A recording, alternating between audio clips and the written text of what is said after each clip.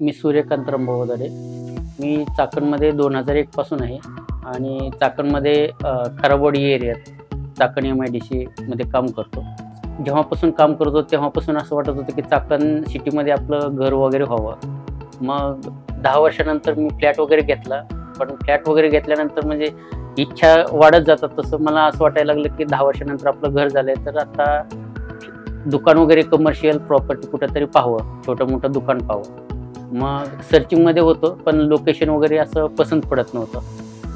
एक वेळा म्हणजे बऱ्याच वेळा मी खराबवाडी रोडवरून बॉश कंपनीकडे जात असताना एक चाकण हाय स्ट्रीट म्हणून मेनलो म्हणून मला दिसल्यानंतर, बोर्ड वगैरे पाहिल्यानंतर, जाहिरात वगैरे पाहिल्यानंतर मी त्यांच्याशी ऑफिसमध्ये गेलो. चौकशी केल्यानंतर मला एक 2-3 त्यांनी ऑप्शन दिले, पण मला बजेटमध्ये बसणारं मला एक त्यांनी ऑप्शन दिलं आणि चांगल्या प्रकारे मी ते निवडलं.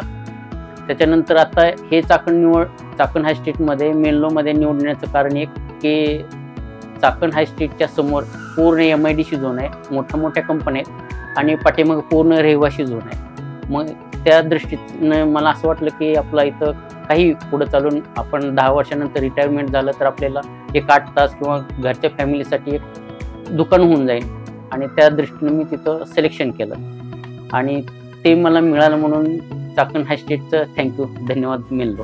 मेनलो रियल्टी, सोच आपके भले की. सोच आपके भले की.